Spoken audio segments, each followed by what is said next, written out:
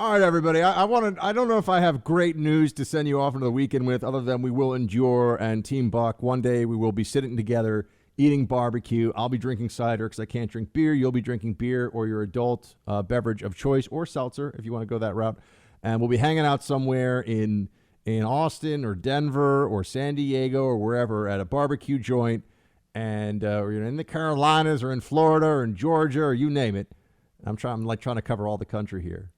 Indiana. I haven't been in Indiana a little while. And we're going to be hanging out, and life is going to be kind of back to normal. It might be a while, but we'll get there.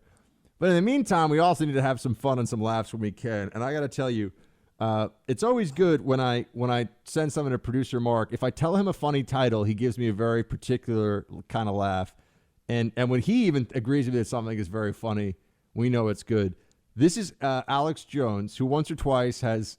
And look, it's humorous. It's kind of an honor when Alex Jones makes fun of your hair and your name and says you're a deep state plant trying to take over media, which I wish that were true. I think I'd live in a bigger apartment. But nonetheless, he's crazy, but he can be really entertaining. This is one of the best Alex Jones, and there's some great ones, right? He said something crazy about frogs years ago. I mean, he's just said some nutso stuff. And this is one of the best Alex Jones things I've ever seen, and I want to share it with you because, Buck Sexton, he's part of the Illuminati. He's part of the Bilderberg, the Queen of England. He knows what's going on. He understands the chemtrails, all that stuff. Here he is telling you about how he is right now at this phase of the lockdown, and this is amazing. I'll admit it. I will eat my neighbors. I'm not letting my kids die. I'm just going to be honest. My superpower is being honest. I've extrapolated this out, and I won't have to for a few years since I got food and stuff, but I'm literally looking at my neighbors now and going, I'm ready to hang them up and gut them and skin them and chop them up. And you know what? I'm ready. My daughters aren't starving to death. I'll eat my neighbors. See, my superpower is being honest. I'll eat your ass. I'm sorry, man. I'm sorry. Oh, my God. I'll eat your ass. I'll eat it. Oh, producer Mark, we did not edit this clip. No, you didn't. This is a real clip of him on his show. If you can only go viral by saying things like this, maybe you need a different career. That's what I'll say about him. I'll eat your ass.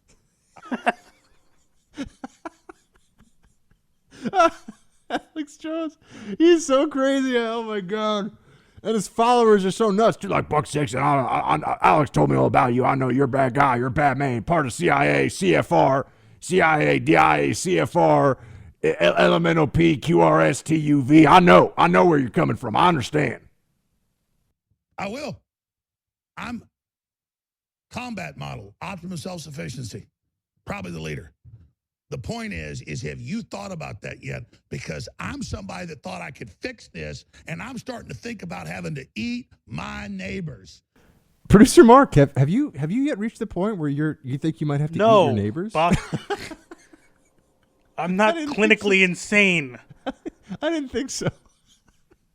He's like, I'm gonna hang them up. I'm gonna dry aged, obviously. If you're gonna eat a neighbor, you gotta season them properly. You gotta put salt, pepper, maybe a little bit of fresh herb, a spring of thyme, and hang them upside down and go for it. You know what I'm saying? Got to make sure you got to drain all the juices first, dry age them, and then, make sure you get that human sear. You got to sear the human. I mean, I think I do think he's intentionally being provocative or it's parody or whatever. I don't care. It's hilarious. It's amazing, okay? The fact this guy's running around saying, I will eat your ass. Oh, you think he's kidding? I don't know. I'm wondering. Would anyone really say this? I mean, if anybody would. I'm gonna eat my neighbor. I've never heard that before. Do you remember there's the old cartoon like from the Bugs Bunny era with the kind of round guy and the skinny guy on the island, and they're looking at each other, and the skinny guy starts thinking the round guy is a hamburger, and the round guy thinks the skinny guy's a hot dog. I feel like I've seen that before. You're right. It's an old cartoon of guys being like, marooned on an island, on a desert island or whatever. But I mean, Alex Jones is already there, man. We're walking around as hamburgers and hot dogs to this guy. There's no food shortage. Yeah, in fact, the problem, I really think that we're going to find that there's a huge spike in. You think I like sizing up my neighbor? Haul him up? I didn't even mean to play that. It just happened. You think I like sizing up my neighbor? I think we're going to find that people, I mean, look, I've gained just 10 pounds of winter weight, and it's May. Like, this is just the way it is. People are saying, oh, don't eat, Buck. Do lots of push-ups at home. I can't go to the gym, all right? I can't go do outside activities. I can't see my friends. I can't see my family. I can't, go around the city and do things here. What is the only, Producer Mark, what are the 3 things we can do to entertain? 4 things. You can read books, you can watch TV, you can sleep, you can eat food. That's basically what you can do. You can play video games. Video games. Yeah, I mean, look, you could crochet, you could paint. I mean, but in terms of physical activity? I've been working out at home a couple times a week, but that takes what, half hour? Yeah, and even still, it's just not the same, right? I mean, they can show me all these videos of guys. Look, I did the push-ups. I got a headache for a couple of days. I know that sounds wimpy, but I couldn't do it when I had a headache because I get chronic tension headaches. But I'll get back to the push-ups, I guess, because otherwise, there's going to be an explosion of moobs around the country. You familiar with moobs? Not expecting that word to come out of your mouth. What? It's a man boob. I know, but that's not something you would normally say. An explosion of moobs? Really? Is that not true? I mean, you're right. But okay. I already had the moobs way before this quarantine, Buck. I'm just saying, man. I'm walking around here. I'm like, thank God the beaches are closed in New York because Baba Buck does not want to take his shirt off right now. Yeah, look, I'm leaving my shirt on if the beaches actually do open. I might, it's better to keep the sun off your skin anyway. So, you want to avoid. I don't want any, melanomas or anything like that. So I got to make sure I keep my pale skin. Oh, man. So anyway, yeah, there's going to be that. I think there's going to be a lot of, increases in just anything related to people eating a lot of junk food and bad food, all those health issues. I think you're going to see a lot of that. Because what else are you going to do, man? I mean, every night I'm sitting here, I'm just like, I cook for myself, or if I can, there's a couple takeout places in New York that still deliver that I can eat. So anyway, let's we've entered that phase of the show, Mark. We're just like, oh God. We've got Alex Jones. I want to finish up what his thoughts are here on all this. Eat my neighbors. You think I like sizing up my neighbor? How I'm going to haul him up by a chain and chop his ass up? I'll do it. My children aren't going hungry. I will eat your ass. And that's why I want the globalists to know. I will eat your ass first. I'm sorry. I didn't actually hear that last part. Hold on. That man has procreated?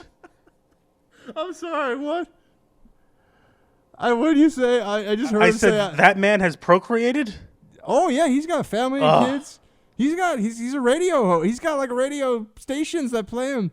But he's like, I'll tell the globalists. This is a quote, folks. Globalists, I will eat your ass first. Imagine you're the boss of a radio station and you hear that over your airwaves. Oh my gosh. Buck Sexton. Is he making fun of me again? Is he making jokes at my expense? He's going to start coming after producer Mark after this now, too. Oh, yeah, no, it's probably true. He's gonna be coming after both of us. But my God, man, that is one of the all-time great Alex Jones trips. Or clips, not trips.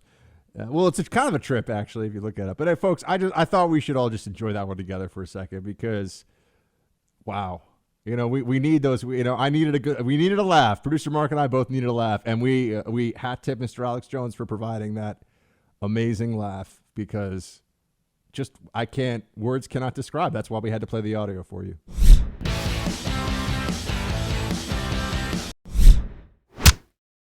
I think the only thing we can do at this point is get to roll call because otherwise I'm going to get a case of the sillies again, talking to producer Mark about other stuff there.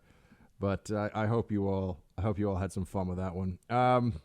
Let's start this off with John. Let me also say, please go to bucksexton.com. We had a piece up that went viral yesterday on why Barack Obama is ultimately responsible for what happened when he was commander-in-chief and the head of the federal government during the presidential transition involving Flynn and Russia collusion, all the rest of it. The buck stops with Obama. That's just the truth. They can tell you it doesn't, but it does. No accountability whatsoever. When I say accountability, at least there should be some willingness to look into what did Obama know about all this. Really, he didn't know anything. The incoming national security advisor is under investigation during the transition, and the administration that's still in power, they don't know. They're going after him. You really believe that? I don't believe that. Oh, they keep it separate, Buck. Sure they do. Like we're all idiots. Like we believe these people act in good faith anymore, right? Strzok, Page, Brennan, Comey. Yeah, they act in good faith. Please. All right. BuckSexton.com. Please bookmark it. And we appreciate you writing in to the Facebook.com/BuckSexton or TeamBuck@iHeartMedia.com options. That's how we get roll call going. John writes in, Buck, thank you for reading our ideas and giving honest input. I value your opinion on my thoughts very highly. I'm always interested in hearing what others think. Now, I plan on voting for Trump in 2020, but I have to be honest. It worries me when he says the economy will just come roaring back when the lockdowns are lifted. Fortunately, I live in Texas and will start experiencing freedom again soon. But with our massive unemployment and all kinds of businesses closing their doors, I don't see us getting back to where we were until late next year. If Trump has a plan for the economy, then I'd like to know what it is. I just pray to God that Washington won't spend another $1 trillion to jumpstart the economy once COVID is in the rear view. John, I think you are correct here. I think that the president is trying to give confidence. I think that he's trying to make everybody feel like it's going to be okay because psychology does matter in all of this. But I am also worried about where the economy is going to go. And it does feel to me like we're going to be the climb out of this. Even let's be honest about this part of it. Even if people were all of a sudden, that the Democrats, the libs were to agree with me and say, let's start opening up our different states as fast as we can. Even if that were to happen, then I would want to know how well will that go for us. No one can answer that. I mean, we think that we're going to open, and all of a sudden, there may be very, very slow, very slow economic activity that takes a while, and it's going to build, I think, over time. And there's the scenario as well where we have a reopen that is followed with an additional shutdown because of a spike. Now, I think we're going to have a real fight over this because how much of a spike is going to be, able to justify the shutdown, right? How much of a spike do you need? That's where there'll be debate. That's where there'll be an argument about this. But yeah, John, I think we're heading for a bad economy for a while. I don't see a way around it. I think that this is going to be a drag on us. I think that we'll be improving, and improvement will feel like, taking a shower when you haven't in a week, right? I mean, improvement will feel great, but it's not going to be what we were used to before this happened. That's for sure. And isn't this also a reminder? When I was telling you and others, I'm not saying just me, but when I was telling you for the first 3 years of Trump's presidency, wow, don't we have a great economy? When Trump was saying it, he was telling the truth. The economy was just booming. It was a booming economy. And yet you still had libs who were lying about it all the time. Do you think that they feel chastened at all by this? Oh, well, now the economy's terrible. Before it was great, they'll admit that. But they were telling us when it was great that it was terrible. These people have no honor, no integrity, no honesty, none, zero. But, John, I hope I'm wrong and you're wrong on this one, because it would be great if the economy came back. But I think you and I are both right, and that this is going to take a long time. We will be through a long recovery, economic recovery. We'll be at that. I think it'll coincide actually with the vaccine. So I think we'll have been dragged through a very slow recovery period, and for a year to 18 months from now, then we'll feel like, wow, the economy's actually doing pretty well. We're handling the virus pretty well, and at that point there'll be a vaccine. We'll say, well, I mean, we're kind of already, up and running again, but a vaccine will still be fantastic. At least we won't have anyone else or very few people dying from this. The vaccine could also, I think, be something that is like the flu vaccine, where you have to get it, different versions of it year in a year. I don't know. Again, that's beyond my knowledge set, and I admit that. But anyway, no, We've all got to just hope for the best here and do what we can in the meantime. Kevin, hey, Buck, regarding nice folks in New York City, I drove into Queens once from Midwest Ohio. As I was walking to my buddy's place, there was a guy coming my direction on the sidewalk. Out of habit, I looked him dead in the eye, smiled, and said, "Hiya." Oh, boy. That guy glared at me like I just said the worst thing in the world about his mother for about 0.2 seconds, and then he looked at the ground and kept walking. That said, I love New Yorkers. There's a camaraderie among New Yorkers. There's a common understanding that NYC is the greatest city in the history of the world, and blank you. It's good when someone's proud of where they come from. Producer Mark, I think that's a pretty good description of New York. No, that's a great description. If somebody said hiya to me on the street, I would give them a death stare. Right. But we also, New Yorkers all do think that this is the best city. I wouldn't say necessarily the best place, because if you don't like cities, you're not going to like it here. But if you're looking for the best city, I think this has been the best city in the world, certainly for the last 20 years or so. Oh, yeah, it's the greatest city in the world. I hate it and I don't want to live here anymore, but you can't say that. Yeah. Because I'm a New Yorker and you're not. Yeah. No. And there is a bit of a pride of place that comes with this that, there's all these other cities, and we're like, oh, we kind of want to pat other cities in the head. Oh, your city's cute. Oh, that's nice. Oh, hey, Boston. Oh, is Boston all grown up now? Oh, hey, Boston's not a city. Their public transportation ends at like 9 p.m. And then we gotta make fun of the Red Sox a little bit. We a little pat on the head for Boston. We make fun of the Red Sox, but we love Boston. We love you. I'm a Mets fan. I'll root for the Red Sox before I root for the Yankees. Oh, that's right. I forgot about that. Now you're just alienating some of our New York audience instead of Boston. So there you go. Yeah, that's okay. Yeah. Interesting. Aren't the Mets about to get bought by? I know. I can't wait. A-Rod. Isn't it A-Rod and J-Lo? And J-Lo. That's a rumor. So they don't have enough money to buy the Mets on their own. They would need other backers. Kind of like Derek Jeter is the figurehead owner of the Miami Marlins, but he doesn't have the biggest stake in the team. There's silent partners behind him that are the money people. Has that been a good investment? They basically traded away every single player, and they've been terrible for years and claim they're still rebuilding. Miami's not a baseball town. They like football and a little bit of basketball. Sounds about right. All right, we got more roll call coming up in a second.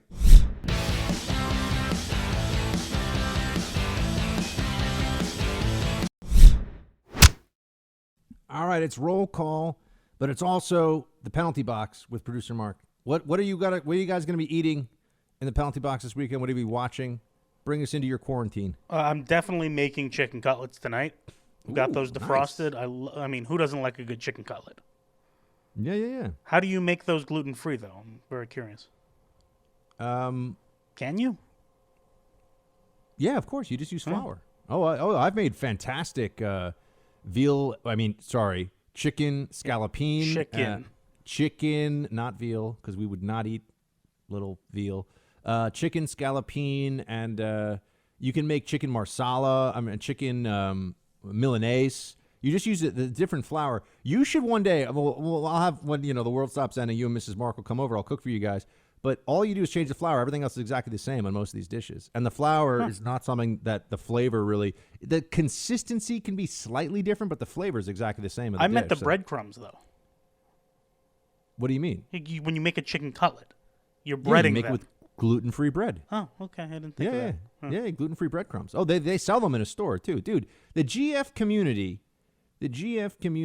is growing all the time. So yeah, it's gotten really big. Like I remember when I was a kid, gluten-free was not a term.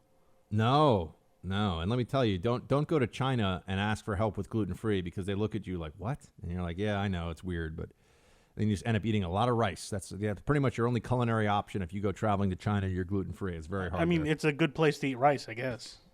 The rice was good. There's a lot of rice everywhere in all the restaurants, but soy sauce is the big problem there. Yeah. Soy sauce, your soy sauce is a no-go. It's got a lot of gluten in it. So anyway, we'll see. But what are you gonna watch this weekend?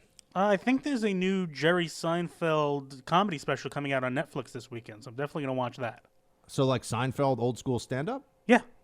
Oh. He's done one before. They did like a documentary / stand-up special about Seinfeld like maybe a year ago, and now this is just a stand-up special from Seinfeld.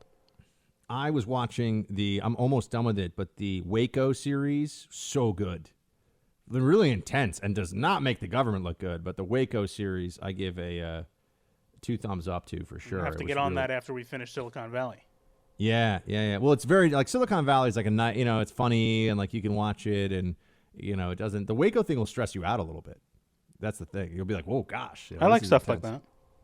Yeah, if you can handle that. I'm gonna watch Last Kingdom, Uhtred, Son of Uhtred. I'm gonna get into some of that, and I'm gonna take the Frenchie for some walks, and hopefully I'll be able to get away with not wearing a mask out in public in open space, not near anybody. Okay, if the dog gets COVID for me, that's the dog's problem. I don't want to, anyone else. Just stay away from me. Okay, I'm not going near you.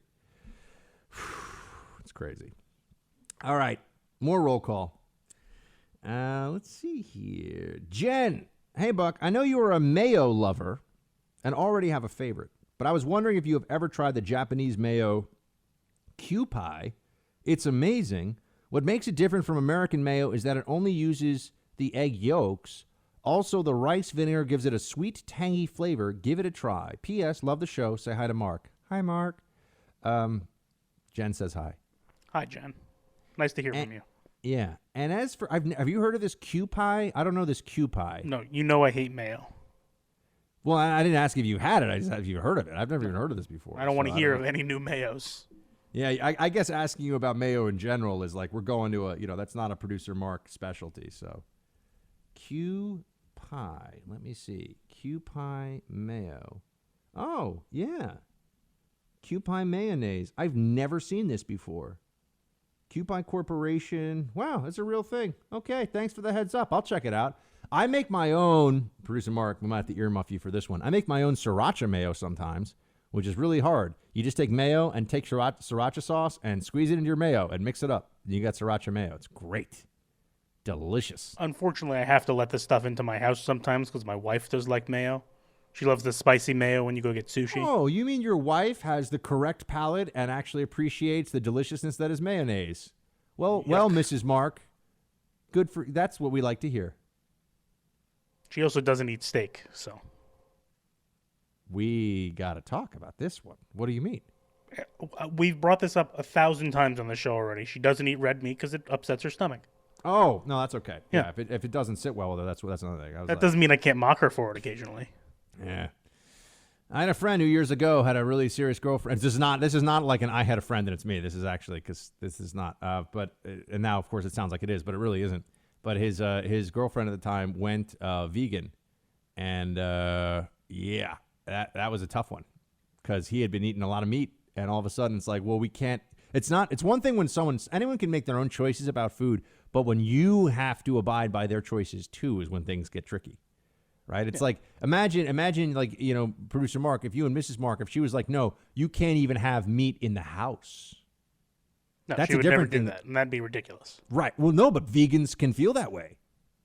And there was a vegan house when I was in college. It was like a lifestyle house. So you had to agree to their lifestyle to live in this. It was on campus. It was for students. It wasn't like some off campus thing. But you had to agree and abide by a vegan lifestyle. And there were huge fights because sometimes somebody would try to cook when nobody was paying attention, eggs or meat on their communal stove. And then everybody was like, now we have to have a special cleaning. Like they would freak out about this.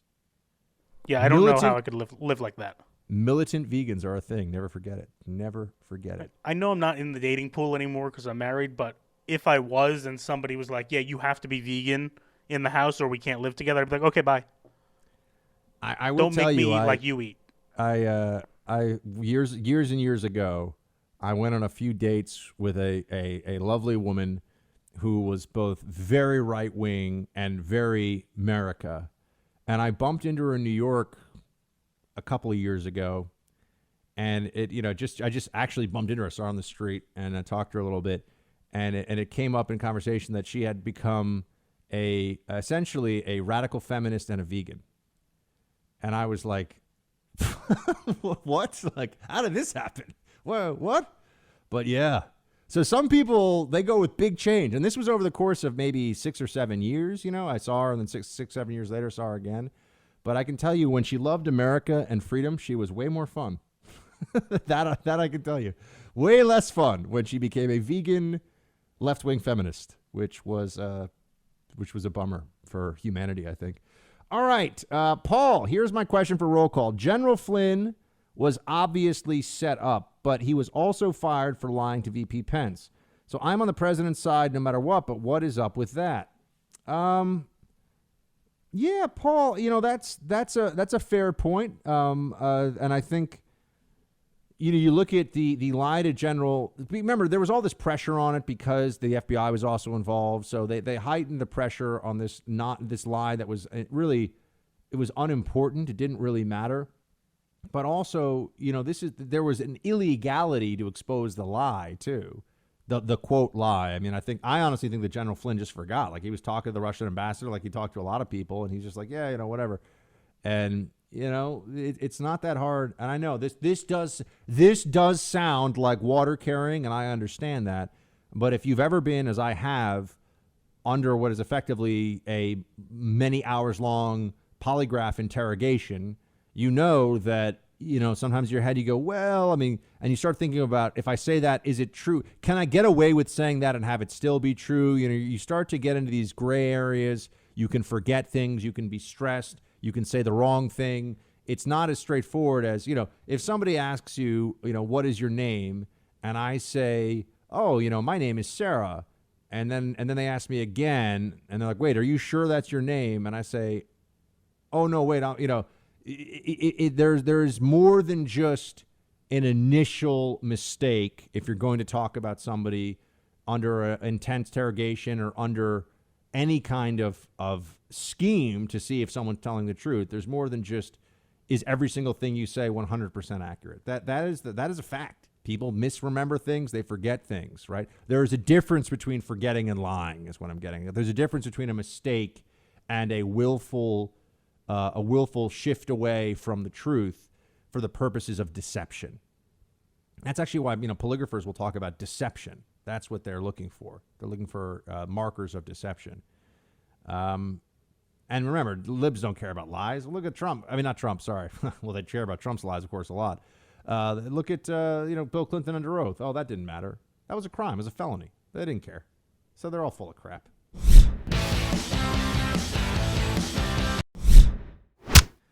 Patrick, Buck, I believe the southernmost states are probably the most friendly. Georgia minus Atlanta, Alabama, and Mississippi.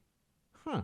Why minus Atlanta? Oh, sorry, Georgia minus Atlanta and then Alabama and Mississippi. I was like, whoa, why are Alabama and Mississippi being thrown under the bus here? I misread that. He's saying Atlanta's not that friendly. City folk, we can be, look at producer Mark, we can be a crotchety bunch. Alabama has a plus, the food. Bama brought home the beard producer Mark, what is this? Bama brought home the beard? Is this like a thing? A trophy for football or something? No idea. It might be a football thing. Oh, wait. Is that the James Beard Award? Could that be what that is? Maybe. I don't know. If you want amazing food, come visit. From barbecue to haute cuisine, we have it in spades. All right, Patrick. I be honest with you, I did not know that Alabama was particularly known for its cuisine. I know that its barbecue is very highly regarded. But I have also not spent time in Alabama, so I need to go check it out. And I know people I know from Alabama are lovely, so that's always a big sign of why a place is worthwhile. Jackie writes, just tried Susie's maple donut. Finally, something sweet I can eat. Pass along my kudos. Thank you for mentioning these treats some time ago.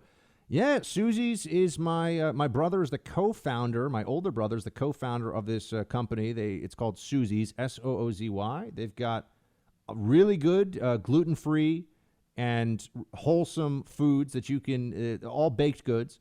They've got donuts. They've got muffins. They have them in a lot of the big grocery stores. I think they got them in like Wegmans and Kroger's and a lot of the Whole Foods across the country. And you can also go online to their website. So, yeah, that's my brother's company. Thank you for checking it out. I have a maple Susie's donut literally every morning with my Black Rifle coffee. It's true. And Tallulah loves them. So I always have to give her a little piece of it. And I know I shouldn't be. This is where everyone yells at me, Buck, I'm a dog owner. Don't give your dog sweet treats and it'll make it fat. I'm like, guys, she's 11, okay? You know what I mean? If grandma wants to sneak a little extra butter on her potatoes, what am I going to say? No? Right, producer Mark? Yeah, I mean, once I get to like 70, what's the point? You know? So I want a little, like, you know, you going to tell Grandpa no Bernays sauce? Let Grandpa have his Bernays sauce. Tallulah's, you know, she's getting up there. She wants a little sweet treat. I don't give her a lot, but she is. I will say she's got these cute little sweaters, and they're so ridiculous and so cute that my mom gave me for her to make sure that she doesn't go out in, you know, cold weather. And I when I try to put them all, man, she's quarantine's making her burst at the seams a little bit too. I mean, those sweaters are getting tough to put on. I'm just gonna say it.